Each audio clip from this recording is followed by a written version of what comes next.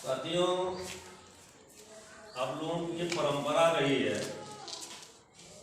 कि कोई भी कार्यक्रम होता है तो प्रार्थना करते हैं, बंदगी करते हैं। हालांकि प्रार्थना और वंदना में बड़ा अंतर होता है, लेकिन हम उस विषय पर जाना नहीं चाहेंगे क्योंकि विषय हमारा जो है उसी पर हमको केंद्रित होना है। लेकिन हम लोग जो है अपने पूर्वजों का, जिन्होंने अपने अथक प्रयासों से हम लोगों को इस मुकाम पर पहुंचाया है, तो उनकी बंदगी जरूर हम लोगों को करनी है। तो पहले हम बंदगी यानी वंदना करेंगे, इसके बाद आगे का कार्यक्रम हम शुरू करेंगे। तो वंदना के लिए आप लोगों को अपनी अपनी जगह बैठे रहना है, लेकिन हाथ जोड़ करके ध्यानस्थ हो जाना है। और हम वंदना का जो निर्देश है, जो हमारी देशनाएं हैं, हम उसको कहेंगे और आप लोग केवल अपने को केंद्रित करिएगा। हाथ जोड़ करके आंखें बंद कर लीजिए और हम वंदना करने जा रहे हैं। ठीक है। घनशारपदितेन दीपेन तं घंसिना तिलोकदीपं संबुद्धं पूजयामि तमोनुद। सुगन्धिकाय वदन्मनन्त गुणगन्धिना सुगन्धिनाहं गन्धेन पूजयामि तथागत। अधिवासे तु नो भन्ते पानीयं परिकपतुम् अनुकंपं उपादाय गतिपणहातु मोत्तमम्। वणगन्ध गुणोपेतं एतं कुसुम सन्ततिं पूजयामि मुनिन्द्रिष्ट श्रीपाद सरेरुहे। पूजेमि बुद्धं कुसुमेन नेन पुण्येन मेत्तायनं लभमि मोक्षमम्। मोक्षं मिलायाति यथा इदं मे आयो तथा याति विनाशम्। यस्य मूले निशिन्नो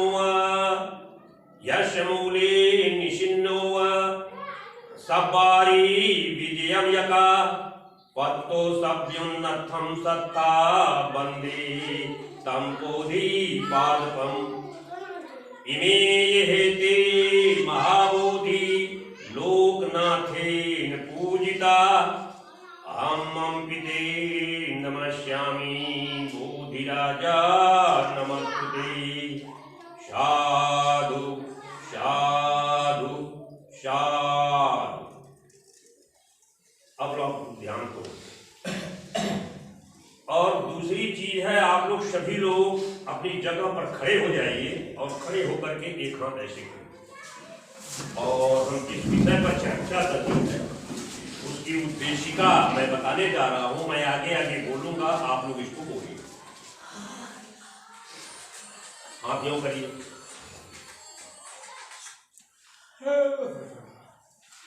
हम भारत के लोग भारत को एक संपूर्ण प्रभुत्व संपन्न समाजवादी पंथनिरपेक्ष लोकतांत्रिक गणराज्य बनाने के लिए एवं उसके समस्त नागरिकों को सामाजिक आर्थिक राजनैतिक न्याय विचार अभिव्यक्ति विश्वास धर्म एवं उपासना की स्वतंत्रता प्रतिष्ठा और अवसर की समता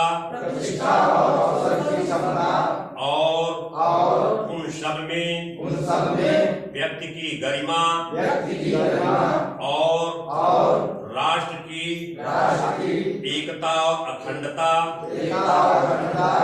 सुनिश्चित करने वाली बंधुता बढ़ाने के लिए दृढ़ संकल्प होकर आज 26 नवंबर 1949 को एतद द्वारा इस संविधान को अंगीकृत अधिनियमित एवं आत्मार्पित करते हैं।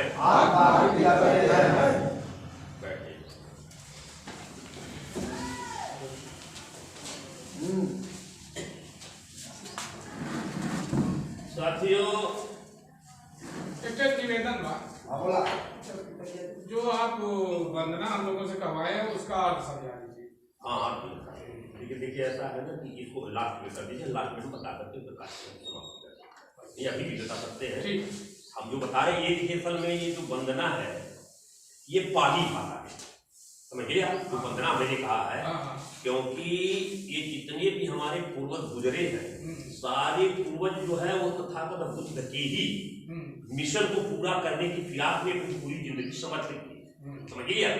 यानी आइडियोलॉजी तथागत बुद्ध की है और हम इसके बाद सारे के सारे उसके कर्ता करता है। तो तथागत बुद्ध ने जितनी भी देश में, देखिए तथागत बुद्ध का धम्म एक ऐसा धम्म है कि अगर उस धम्म को पूरा विश्व अंगीकार कर ले तो पूरे विश्व में न कोई दुख होगा, न कोई दीन होगा, न कोई हीन होगा, न कोई दुखी होगा, समझ गया। वो ऐसा जो आइडियोलॉजी उन्होंने किया और उसी आइडियोलॉजी को मतलब प्रफलित करने के लिए सारे हमारे पूर्वजों ने संघर्ष किया, समझ गया आप। और हम लोग भी उसी को संघर्ष कर रहे हैं। तो उनकी भी जितनी भी देशना है वो सब पाली भाषा है, समझिए आप। और त्रिपिटक जो उनका बहुत बड़ा ग्रंथ है तो उसी ग्रंथ में ये सारी देशनाएं उनकी लिखी। तो हम जो बताए हैं कि हम लोग जैसे किसी न किसी एक को शास्त्रा या अपना भगवान या अपना सब कुछ मान लेते हैं तो उसके संबंध में हम वंदना करते हैं। वंदना मतलब बंदगी करते, प्रार्थना नहीं करते। देखिए प्रार्थना वो होती है, अब जब विषय आएगा तो बताइए, प्रार्थना वो होती है कि हम किसी से प्रार्थना करते हैं कि तुम हमको ये सब कुछ दो, हम इसलिए प्रार्थना करते हैं। लेकिन हमारे यहाँ ये प्रथा नहीं चलती। हमारे पूर्वज जो बताए हैं तुम प्रार्थना कभी किसी की मत करना, हमारी भी प्रार्थना मत करना, क्योंकि हम तुम्हें देने वाले नहीं है, हम केवल तुम्हारे मार्गदाता, हम तुम्हारे केवल मार्गदाता है, करना तुम्हें, समझ गया। तो इसलिए उन महापुरुषों की हम प्रार्थना नहीं करते, उनकी वंदना करते हैं, उनकी बंदगी करते हैं कि हमें मतलब सद्बुद्धि दो। जैसा उन्होंने कहा कि शिक्षा को शिक्षित बनो, तो शिक्षित होकर के हम शिक्षा यही की होती है तो शिक्षित हो पाते। तो जो कुछ उन्होंने दिया है उसको हमें हासिल करना चाहिए और उनकी बंदगी करना चाहिए कि आपने हमें ऐसा कुछ मार्ग दिया है जिससे हम आपके बराबर पहुंच सकते हैं। यानी तथागत बुद्ध ने नहीं कहा कि हम जो बन गए आप नहीं बन सकते। तो उन्होंने बताया कि इस मार्ग पर चल के तुम भी हमारे जैसे बन सकते।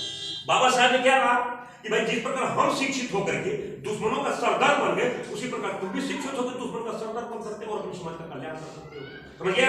इसलिए उन महापुरुषों की हमें बंदगी करनी चाहिए।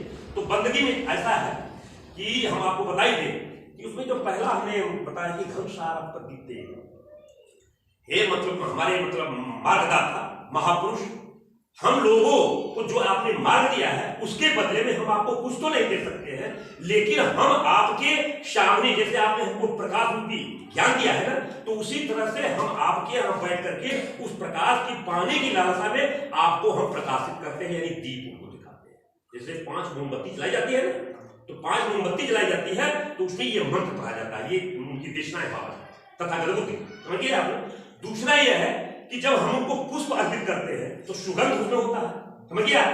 तो वही सुगंध का या गंधे न मान ये मतवारा, तो उनको हम सुगंध अर्पित करते हैं। तीसरा है कि हम उन्हें पानी मतलब जैसे पूजा का जो होता है तो पानी भी रखते हैं उसमें, मतलब वो पीपल की पत्ती डालते हैं, समझिए आप। तो उसके लिए वो बताया गया। इसके बाद हम उनको जब फूल चढ़ाते हैं तो उसके संबंध में वो दिया है, मतलब वड़गंध गंधे समझिए आप, तो वो उसके लिए किया गया। और अंतिम जो लाइन हमने कहा कि जो पीपल की पत्ती हम चढ़ाते हैं तो तथागत बुद्ध को पीपल के नीचे बैठकर ही ज्ञान प्राप्त हुआ था, तो हम पीपल का जैसे पत्ती बांधते हैं उसकी डहू बांधते हैं ना, तो उसके संबंध में वो बातें कहेंगे। तो ये 5-6 जो उनकी देशनाएं हैं, ये सब सारी चीजें जो है लेकर के मैं आपको अर्पित करके श्रद्धा सुमन जैसे होता है ना, अर्पित कर रहा हूँ, मैं आपकी वंदना करता हूँ कि आपने इतना बढ़िया मार्ग दिया जिससे हम आपके बराबर हो सकते हैं और दुश्मन को नाकाम कर सकते हैं। यही वंदना का पूरा है, ठीक है। तो अभी हमने आप लोगों को जो पढ़ाया कि उद्देशिका, संविधान इतनी मोटी पुस्तक है और उस संविधान में कुल 395 धाराएं, अनुच्छेद 395 अनुच्छेद है और 12 अनुसूचियां हैं। लेकिन जो उद्देशिका हमने पढ़ाया, तो ये उद्देशिका जो है संविधान का एक अनिवार्य और बड़ा ही महत्वपूर्ण चैप्टर है।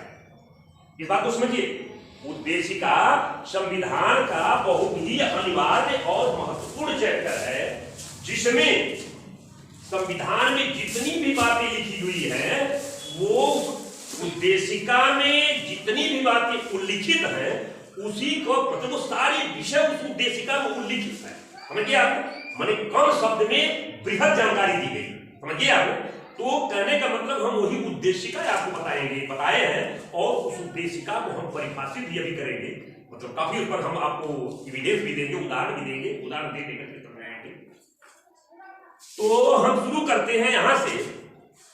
एक कहावत है अंग्रेजी में कि आई हियर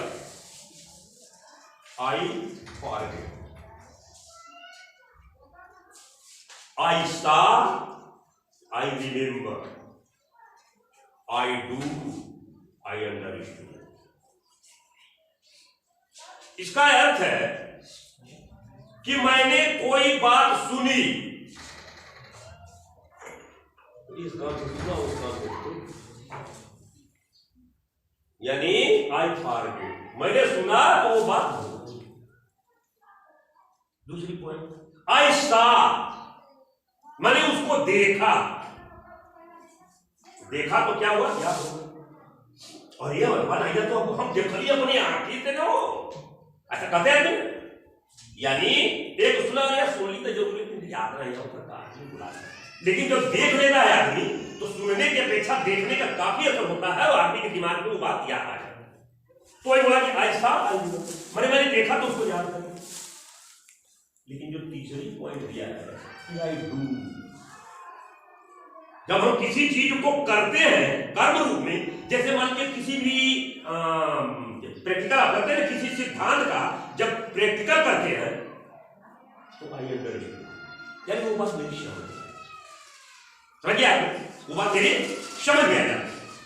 तो जब तक हम किसी चीज के संबंध में पूरी जानकारी नहीं हासिल कर लेंगे तब तक हम कर भी नहीं सकते, तो करने के लिए हमें किसी भी चीज की जानकारी बृहद तौर से अच्छी तरह से लेनी होगी। जब तक हम जानकारी नहीं लेंगे तब तक हमें, क्योंकि देखिए आदमी की उम्र की भी एक 4 अवस्थाएं होती है। जैसे 1 से 25 किसी भी बच्चे की ये सीखने की उम्र, आज के समय में 100 वर्ष उम्र निर्धारित मानी जाती है कि एक आदमी आज के समय में 100 वर्ष जिंदा है। तो 100 वर्ष के आधार पर इसको 4 भागों में बांट दिया गया है। 1 से 25 तक सीखने की अवस्था होती है और 25 से 50 तक की जो सीखे हैं उसको करने की अवस्था होती है, इस प्रैक्टिकल सर्विस होती है। और 50 से 75 की अवस्था क्या होती है, सीखा और किया तो करने के बाद हमें अनुभव मिल जाता है। तो जब अनुभव मिल जाता है और जोर भी कम हो जाता है तो फिर 50 से 75 की अवस्था करने की नहीं होती, कराने की अवस्था हो जाती है। और फिर जब हम सीख लिए, कर लिए, करा लिए तो लास्ट में क्या हो जाता है, वो संन्यास वाली स्थिति हो जाती है, माने चुपचाप आदमी दाल रोटी खाओ और प्रभु के गुण गाओ कहा जाता है। तो यही कहने का मतलब आदमी चिंतन मनन ध्यान करता है और चिंतन मनन ध्यान करके आने वाली पीढ़ी को मार्ग प्रशस्त करता है कि तुम्हें किस रास्ते पर ऐसे चल करके काम करना है। समझिए आप, तो यानी कहने का मतलब है कि हमारी अवस्था, जैसे ये बच्चे सारे हैं, इनकी अवस्था क्या है, सीखने की। क्या अवस्था है, सीखने की है। और इनको कह दिया जाए कि नहीं अब तुम सीखोगे नहीं, करोगे, करेंगे तो करेंगे, जब सीखे नहीं तो करेंगे क्यों, बिना सीखे आप कुछ कर सकते। जैसे मान लो आपको अधिकारी बनना है तो अधिकारी का गुण नहीं सीखोगे तो अधिकारी का काम कर सकते हो। मान लो आपको डॉक्टरी करना है तो डॉक्टरी का गुण सीखा नहीं तो डॉक्टरी कर सकते हो। इंजीनियरिंग का काम करना है तो इंजीनियरिंग किए तो इंजीनियरिंग का काम कर सकते। यानी जब तक आप सीखोगे नहीं, अरे हलाई चलाना है देहात में, गांव में, खेत में हलाई, और जब सीख लोगे आप तो जैसे नायक जी कहले कि अरे यार काम तो ऐसा करो कि जैसे एक अभ्यास एक ट्रेनिंग दे होता है नहीं। तो यानी कि बढ़िया से काम आप सीख लोगे तो काम भी आप करोगे वो बढ़िया काम करोगे। जैसे सिलाई आपको करना है, सिलाई करना है तो जो आदमी सीखा है तो वो तुरुप मुंह जो कुछ भी करेगा वो बढ़िया करेगा। और आपको कर दिया जाए बिना बाल का चलना लगाने की बात है तो जाएगा तो कहीं इधर घूम जाएगा, उधर कहीं उधर घूम जाएगा, कहीं यहाँ छूट जाएगा, कहीं वहां उधर लगेगा। यानी कहने का मतलब सफाई का काम करने के लिए आदमी जब खत्म हो जाता है, जो खत्म हो जाता है तब होता है भाई जो तुमने अनुभव किया वो कराने की अवस्था है। लेकिन आजकल प्राय होता क्या है, सीखने की अवस्था होती है तो कहते नहीं चलो तो काम करो, तो सीखा है आपने नहीं तो करोगे तो उल्टा पुल्टा करो। फिर कुछ कभी कभी ऐसा होता है कि जिनको करने की अवस्था है तो वो कहते हैं हम सीखा जाते हैं। तो लड़कों खेल कर खोया जवानी नींद पर सोया बुढ़ापा देख के रोए, ऐसा होता ही नहीं होता। यानी कहने का मतलब हमें समय से किसी काम को सीखने की जरूरत है, फिर